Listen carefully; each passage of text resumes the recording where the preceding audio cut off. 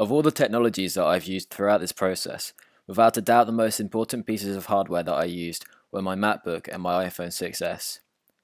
My MacBook provided me with the necessary processing power and software needed in order to construct my media product.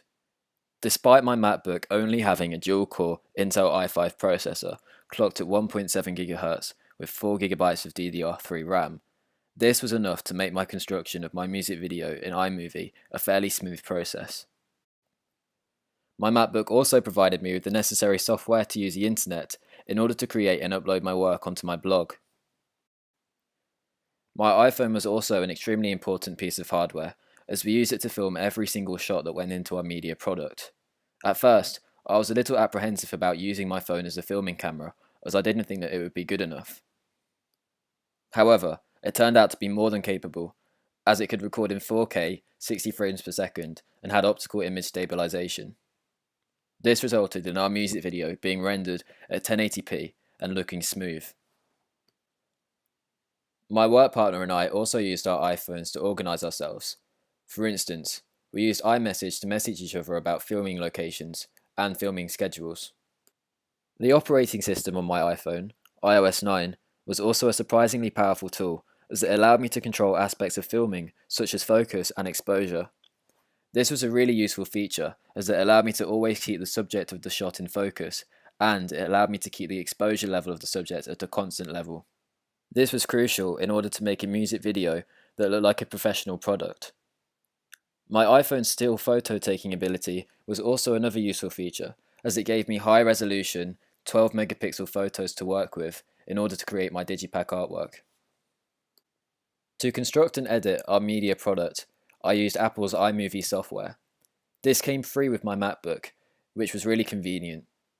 This software allowed me to import all the footage off my iPhone and compile a music video with relative ease. I used its music tool to overlay an MP4 file of the song that we'd chosen, which I then used as a template to construct my music video. Its trimming and clipping tools were also useful when it came to aligning lip-syncing footage with the lyrics of the song. Looking back, using just Apple's products for my coursework helped me a lot, as they all connected together seamlessly. For example, it was really easy to import my filming footage off my phone and into iMovie, as my Mac did it through the iCloud.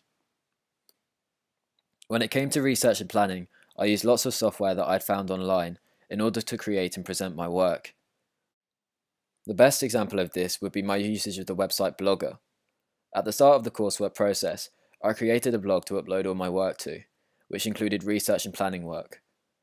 Blogger was a useful tool in this respect, as it allowed me to embed different presentation platforms into posts, such as Prezi, Flickr, Scribd, and YouTube. Using Blogger also allowed me and Harry to organize and share our workload, as we both shared the same blog. Our usage of blogs also allowed our media teachers to regularly view our work and submit feedback so that we could improve. In terms of online software, we also use social media platforms in order to promote our artist. At the start of the process, we set up a Twitter account for our fictional artist, which occasionally tweeted updates about his work. For the construction of my Digipack, booklet, and advert, I used Adobe's Photoshop.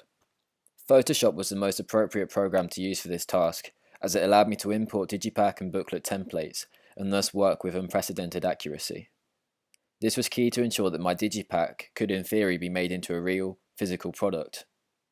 When using Photoshop, I use its filter tools, such as contrast, exposure, and color settings, in order to cartoonify my photos for my Digipack's artwork.